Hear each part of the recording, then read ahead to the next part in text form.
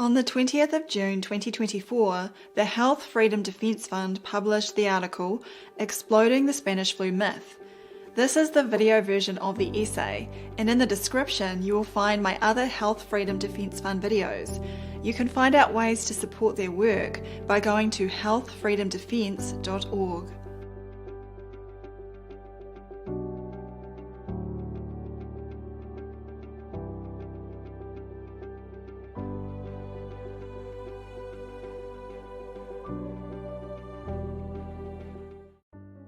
Who controls the past controls the future. Who controls the present controls the past. George Orwell, 1984. Type Spanish flu pandemic of 1918 into any search engine or head to your local library to research historical references on the topic, and you'll inevitably and universally get a story that goes something like this. The Spanish flu pandemic of 1918 to 1919 was the deadliest pandemic in world history, infecting some 500 million people across the globe, roughly 1/3 of the population, and causing up to 50 million deaths, including some 650,000 deaths in the United States alone. The disease, caused by a new variant of the influenza virus, was spread in part by troop movements during World War I. With no vaccines or effective treatments, the pandemic caused massive social disruption. Schools, theatres, churches and businesses were forced to close. Citizens were ordered to wear masks and bodies piled up in makeshift morgues before the virus ended its deadly worldwide march in early 1920. Conventional explanations found in the standard literature are perfunctory, uniform, and lacking in forensic analysis of causal factors for this cataclysmic historical event. The story of an alleged pathogen sweeping across the globe and causing a mass death event has been ingrained in the public psyche through generational repetition and is now uncritically accepted despite numerous inexplicable anomalies in the official narrative. When looked at without pre-establishment sentiments, the entire story of this cataclysmic health catastrophe being caused by some microscopic superbug seems rather unreasonable. When looked at in the context of the devastation produced by World War I, with a backdrop of a nascent pharmaceutical chemical industry in search of its raison d'etre, this seminal human catastrophe develops a logical coherence that defies the standard assumptions of infectious disease. This rapidly expanding scientific and medical industry, being assembled by the wealthiest men in the world, stood in direct opposition to research that investigated the relationship of social factors to health and disease. Instead, resources would be focused only on chemistry, pathology, bacteriology, physiology, and pharmacology, ignoring the impact of the mental, emotional, social, economic, and physical environment on disease and health. The conditions of World War I. The trench was a horrible sight. The dead were stretched out on one side, one on top of each other 6 feet high. I thought at the time I should never get the peculiar, disgusting smell of the vapour of warm human blood heated by the sun out of my nostrils. I would rather have smelt gas 100 times. I can never describe that faint, sickening, horrible smell which several times nearly knocked me up altogether. British Captain Leham. Fighting in World War I went from July 1914 to November 1918 and took place throughout Europe, the Middle East, Africa, the Pacific, and parts of Asia, resulting in one of the deadliest wars in history. Multiple distinguishing and brutal features of World War I turned the conditions of everyday life into an environment where death, destruction, and rampant illness became normal features of life for millions of people, particularly for the young men involved in the violent battles. A distinctive characteristic of World War I was the extensive use of animals such as horses, mules, and camels. Getting such a large number of animals to the battlefield entailed a colossal project of logistics and mass transport. The US alone transported around 1 million animals across the Atlantic Ocean in boats with horrible ventilation. These animals were travelling long distances in a high humidity environment and were malnourished. Many perished from the rigours and deprivations of this long-distance maritime journey. The death of the animals during transport would become known as the shipping flu. Troops that were being transported on the same ships were suffering from the same stressful and unsanitary conditions. Another distinguishing and severe feature of World War I was trench warfare, in which soldiers lived their lives in a world of mud, death and despair. Soldiers in the trenches lived in a constantly cold and damp environment, eating canned food and drinking dirty water to survive. The trenches themselves were unsanitary trash dumps of ammunition boxes, empty cartridges, soiled bandages, shrapnel balls, bone fragments, and the assorted detritus of war. Soldiers fighting in close proximity in these unsanitary conditions were commonly subject to diseases such as dysentery, cholera, and typhoid fever. Soldiers in the trenches were plagued by sore throats, colds, flu, lice-infested clothing which caused trench fever and typhus, and suffered from exhaustion and sores as regular aspects of their lives. Effectively trapped in the trenches for long periods of time under nearly constant bombardment, many soldiers suffered from post-traumatic stress disorder. The soldiers' physical and mental health were severely impacted by these conditions, while medical facilities were far from the front lines and mental health support was non-existent. The devastating effects of the war on the human psyche and body would create conditions which would foster immediate and lasting breakdown of all facets of the human condition. The trenches on the Western Front would become poisonous pits as soldiers fell victim to gas attacks as early as 1915. Chemical gas warfare. When the gas attack was over and the all clear was sounded, I decided to go out for a breath of fresh air and see what was happening, but I could hardly believe my eyes when I looked along the bank. The bank was absolutely covered with bodies of gassed men. Must have been over 1,000 of them. And down in the stream, a little bit further along the canal bank, the stream there was also full of bodies as well. British sapper Lyndon Payne. Perhaps sitting at the top of the list of overwhelming assaults on biological and environmental systems pertaining to World War I was the radical new chemical warfare that was used extensively by all forces in the European war theatre. The following excerpts came from the Leavenworth Papers, Chemical Warfare in World War I, The American Experience, 1917 to 1918. The war gases and chemicals were grouped according to their effects on the human body. The most widely used by both sides, the one that had the most harmful and deadly effects, was mustard gas. It was said to be responsible for 1,205,655 non-fatal injuries and 91,198 deaths. Strictly speaking, mustard gas is not a gas, but a liquid, which slowly evaporates at normal ambient temperatures. The person felt no discomfort when exposed to the gas, but hours later would experience choking, severe burning, and mucosal blistering. Mustard gas penetrated all types of protective clothing and was remarkably persistent over time in the environment, soil, leaves, and grasses. With the use of heavy artillery, soldiers didn't have to rely on the direction of the wind to deliver the payload correctly or rely on direct hits to be effective. For example, in May 1916, they began to use shells filled with diphosgene, a strong lung irritant. By July 1917, both sides were using 3 different mixtures of phosgene, diphosgene, and diphenylchlorothene, a chlorine powder laced with arsenic dust. In field trials, arsenic powder proved extremely effective because it penetrated all types of filters used in the rudimentary masks. But it was the yellow cross, aka mustard gas, that gave the Germans a distinct advantage in chemical warfare. When mustard gas was coupled with explosives, it spread over wide areas and remained airborne for an extended time. As noted in the Leavenworth Papers, attempts at personal protection were nominal and ineffectual, resulting in large numbers of casualties and mass poisonings. On 6 April 1917, when the US declared war on Germany, the army not only lacked defensive equipment for chemical warfare, but also had no concrete plans to develop or manufacture gas masks or any other defensive equipment.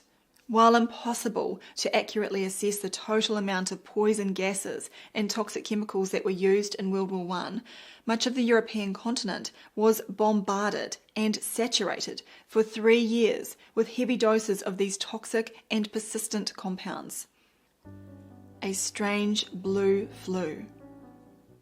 One of the oft-cited symptoms of the Spanish flu, different from all other flus before and since, was a strange bluish-grey discoloration of the skin. It was noted that as victims' lungs would fill with fluid, their skin would turn greyish-blue.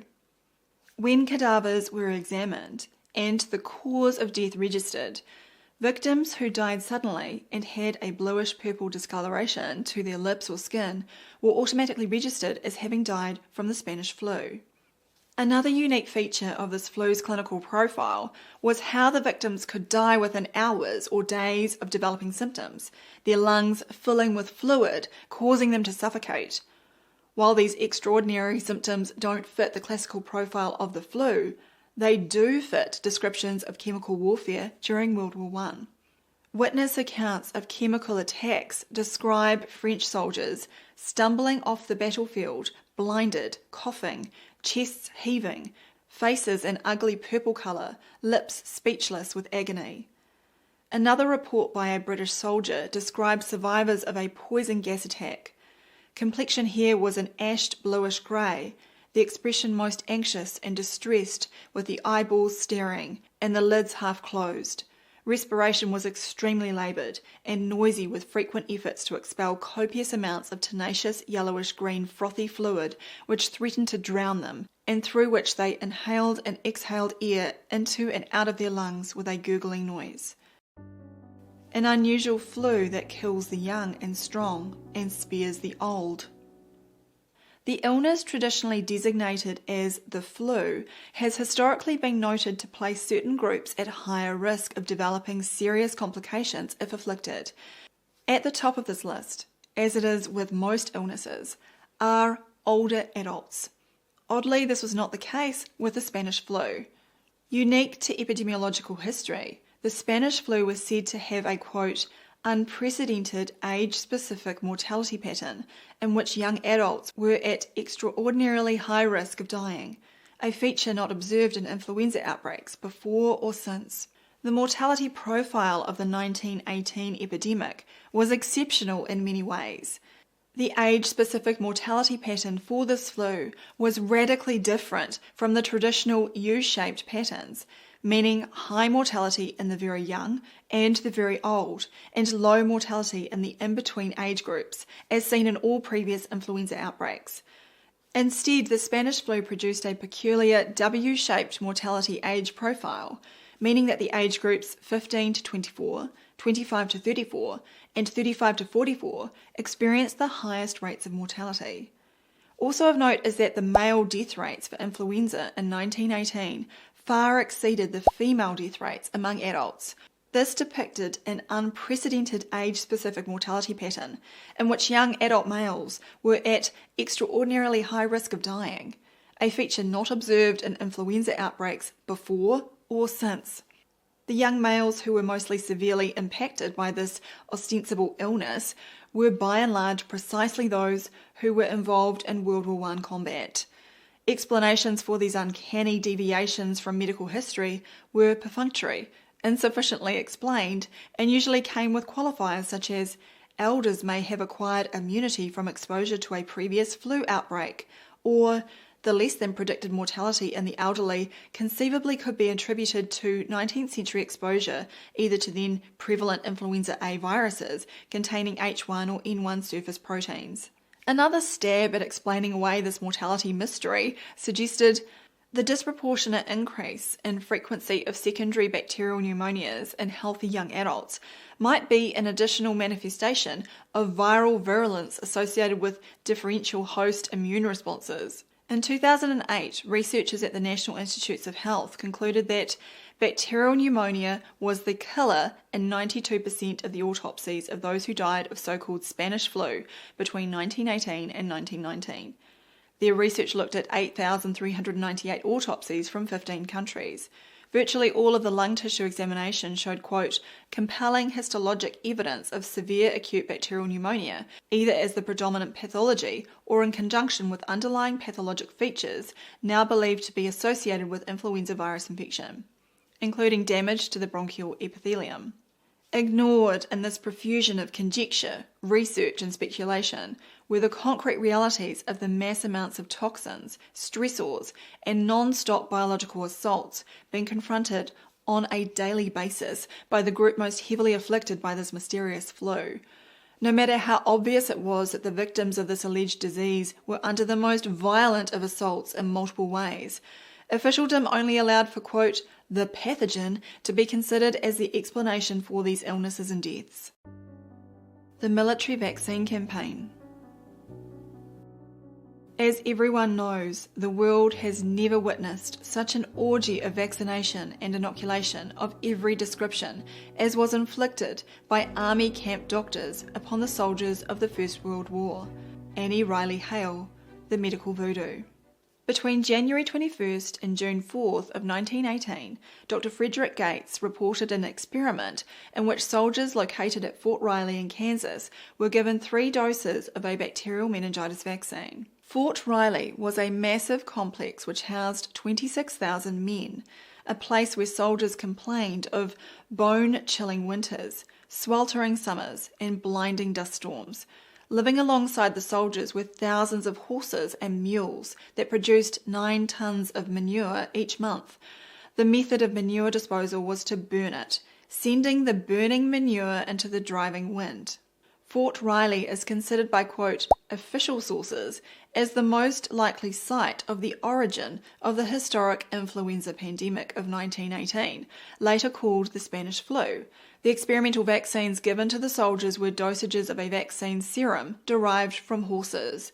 The vaccine used was made in the laboratory of the Rockefeller Institute. Soon thereafter, the vaccine would be offered by the division surgeon to the camp at large. On the morning of the 4th of March, Private Albert Gitchell of the U.S. Army reported to the hospital at Fort Riley, Kansas, complaining of the cold-like symptoms of sore throat, fever, and headache. By noon, camp surgeon Edward R. Schreiner had over 100 sick men on his hands, all apparently suffering from the same malady. The Gates report chronicled near immediate illnesses suffered by the injected troops.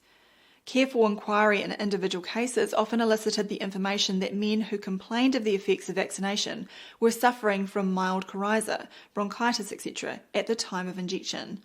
Sometimes the reaction was initiated by a chill or chilly sensation, and a number of men complained of fever or feverish sensations during the following night. Next in frequency came nausea, occasionally vomiting, dizziness, and general aches and pains in the joints and muscles, which in a few instances were especially localized in the neck or lumbar region, causing stiff neck or stiff back. A few injections were followed by diarrhea. The reactions, therefore, occasionally simulated the onset of epidemic meningitis, and several vaccinated men were sent as suspects to the base hospital for diagnosis. The Rockefeller Institute triumphantly stated that they had formulated 3 different kinds of what they called curative serums, and that these serums, anti-meningococci, anti-pneumococcic type 1, and anti-dysenteric, were manufactured in large quantities. Use of these experimental injections was not unique to the United States, as noted by the Rockefeller Institute, which boasted that before the United States entered the war, they had resumed the preparation of anti-meningococcic serum in order to meet the requests from England, France, Belgium, Italy, and other countries. Of electromagnetic poisoning and the Rosenau experiments. In Arthur Furstenberg's groundbreaking book, The Invisible Rainbow, A History of Electricity and Life, he examines the impacts of electricity and its interaction with living organisms. Furstenberg's seminal work suggests a wide range of illnesses and metabolic disorders can be attributed to exposures to pulsed and alternating electromagnetic fields in the environment, which interfere with electric currents used by our biological systems. A distinct feature of the late 19th century and early 20th century was the mass electrification of urban areas. This period saw the emergence of the first stray currents to which living beings were exposed, and saw the initial appearance of diseases such as neurasthenia. Some have suggested that this mass electrification program, accelerated during World War I as governments installed antennae which created strong radio signals, was yet another contributing factor to the innumerable malaise that impacted soldiers during this time. In 1918, researchers for the Public Health Service and the US Navy conducted human experiments in order to determine the cause of the Spanish flu and the reason for what was thought to be its extraordinary contagious qualities. Milton J. Rosenau supervised this landmark study titled Experiments to Determine Mode of Spread of Influenza, which was published in the Journal of the American Medical Association in 1919. The experiments were conducted at Gallops Island, the quarantine station in Boston Harbor. Quoting directly from the study, the experiment began with 100 volunteers from the Navy who had no history of influenza. Rosenau was the first to report on the experiments conducted at Gallops Island in November and December 1918. His first volunteers received first one strain and then several strains of Pfeiffer's bacillus by spray and swab into their noses and throats and then into their eyes. When that procedure failed to produce disease, others were inoculated with mixtures of other organisms isolated from the throats and noses of influenza patients. Next, some volunteers received injections of blood from influenza patients. Finally, 13 of the volunteers were taken into an influenza ward and exposed to 10 influenza patients each.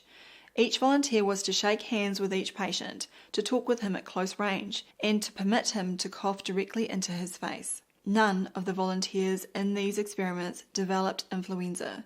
Rosenau was clearly puzzled, and he cautioned against drawing conclusions from negative results. In the JAMA article, Rosenau concluded, "As a matter of fact, we entered the outbreak with a notion that we knew the cause of the disease, and were quite sure we knew how it was transmitted from person to person. Perhaps if we have learned anything, it is that we are not quite sure what we know about the disease." A companion study done at the same time at Angel Island in San Francisco produced similar negative results. Both studies concluded that what was considered to be one of the most contagious of communicable diseases in history could not be transferred under experimental conditions. As well as challenging the contagion orthodoxy, the results of the Rosenau experiments repudiate yet another pillar of the Spanish flu mythos. Conclusion. The Spanish flu horror story has been planted in the collective conscience, and few have taken the time to inspect its veracity. When brought to our attention, the story is always broadcast as an apocalyptic health disaster caused by an otherworldly and fatal microbe, and this is accepted as an incontrovertible truth. While debates around the margins are allowed, those come with an unspoken contract that there must remain an intractable belief in the fundamental, quote, truths of the prevailing narrative. For example, how many did, quote, it actually kill? Was it 20 million? Was it 50 million? How exactly did it spread so widely and quickly? Did it move through the population through train travel? Was it due to massive military movements?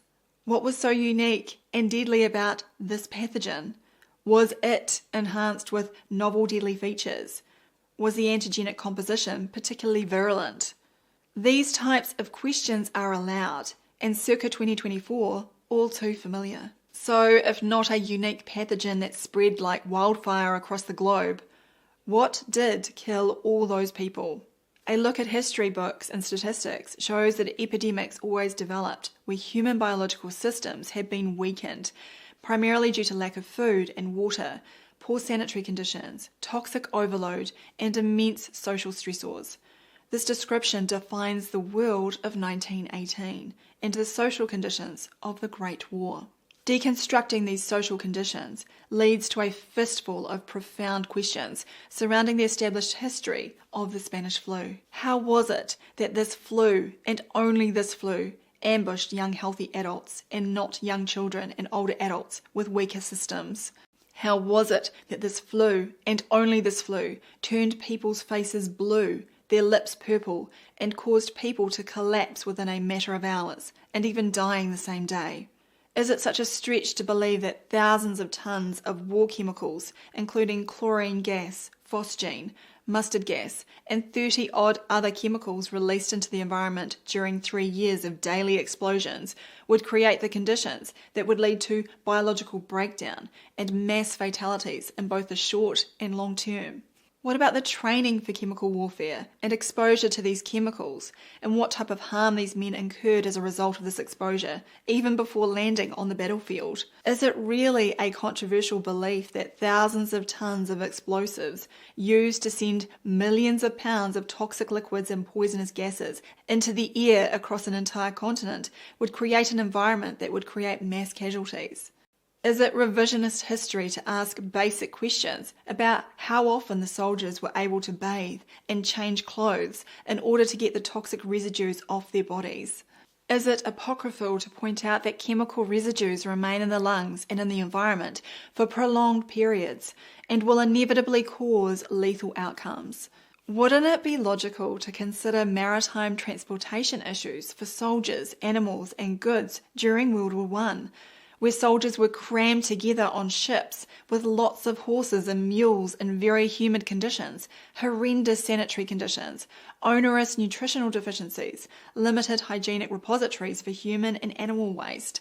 Wouldn't these conditions be a guaranteed recipe for disease, including respiratory problems? Is it really far-fetched to suggest that using millions of soldiers in crude experimental mass injection campaigns might have detrimental, even deadly impacts for the subjects? Is it really so fantastical to mention that socially and economically devastated towns and cities and physically devastated areas throughout Europe would create the perfect conditions for disease? Is it forbidden to ask how it was that the global pandemic ended and the alleged illness mysteriously disappeared at the same time, or soon after World War I ended? Is it really unreasonable to suggest that the primary cause of deaths attributable to the Spanish flu were all things related to World War I and not an illness? Now more than ever, it's important to pursue these questions, to have knowledge of this history, and to get that history right and understand the verifiable origins of the event, while understanding who the false narrative serves. If you enjoyed this video, please visit supportdrsam.com.